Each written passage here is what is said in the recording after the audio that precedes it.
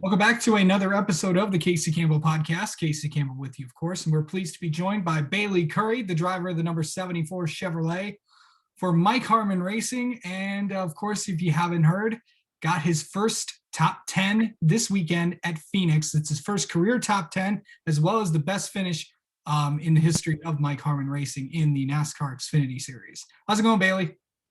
Pretty good. Happy to be on.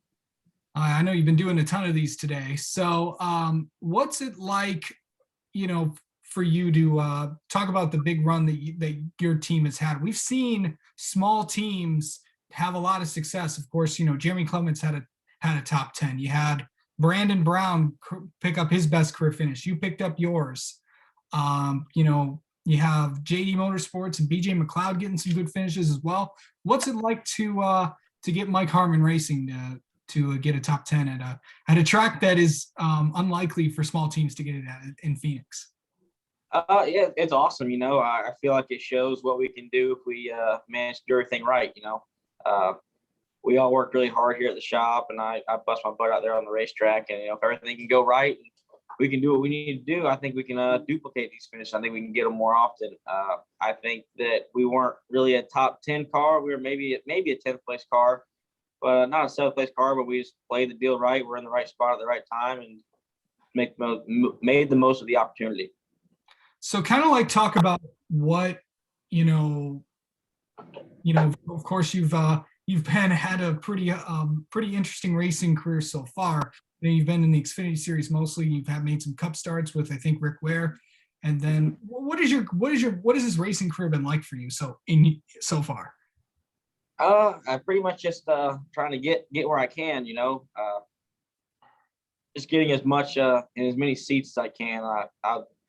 I'll drive whatever, someone asked me if I'd come drive their mini stock on Friday before the race on Saturday, I would. So I just love racing. I've been doing this since I was a kid. Ever since I got my first opportunity in NASCAR, I've tried to make the most of it and get to the next opportunity. So we did a lot with Mike in 2019 and 2020, and that led to my opportunity this year to run full-time for him.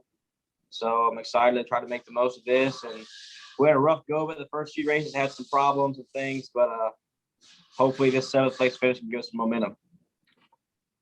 So kind of explain what a typical week is like for you during race weekend, because I know that you work on your own cars. So what is your daily, weekly schedule you have? Get up in the morning, come to the shop. I work all day in the shop with the guys during the week.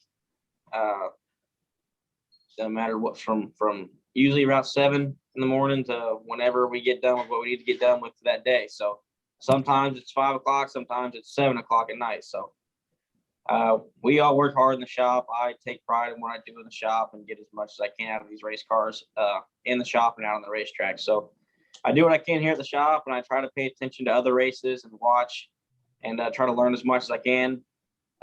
As for the driver's side, maybe run a little bit on the iRacing simulator a little bit, and just do everything I can. But primarily, I'm a mechanic during the week, and I'm a driver on the weekend. So yeah.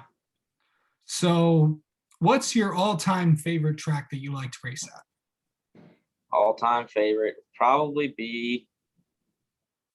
I think Richmond. I love Richmond. It's one of the short tracks that really eats at the tires, and I really enjoy that. I love tracks that wear the tires out and you have to move around and find different lines and really adapt as the run goes on. So I enjoy that place a lot. I like Texas a lot just because my home track, and yeah, I like all the road courses. I'm happy with whatever track I've run good at. I've grown pretty fond of Phoenix because we ran good there at the end of last year and ran really good there Saturday. So starting to like that place a little bit.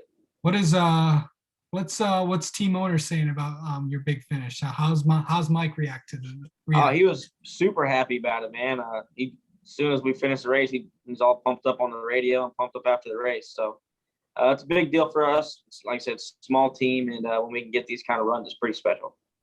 Of course, you're going to Atlanta this weekend. What's it going to be like? Another one of those worn out surfaces. Of course, Atlanta hasn't been repaved in a very long time.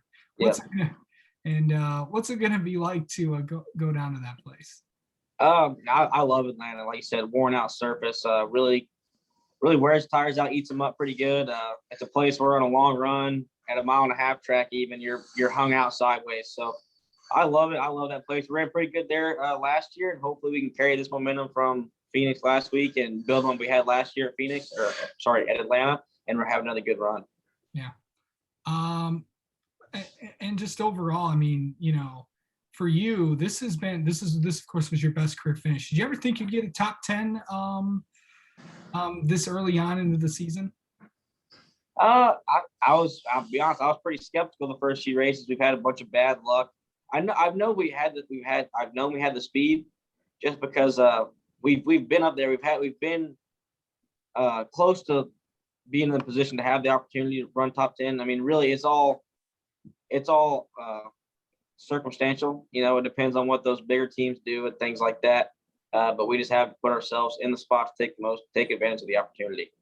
All right. Bayley Currey, thank you so much for taking a few minutes to spend with us. Congrats on the good finish at Phoenix, and good luck this weekend at Atlanta. Thank you.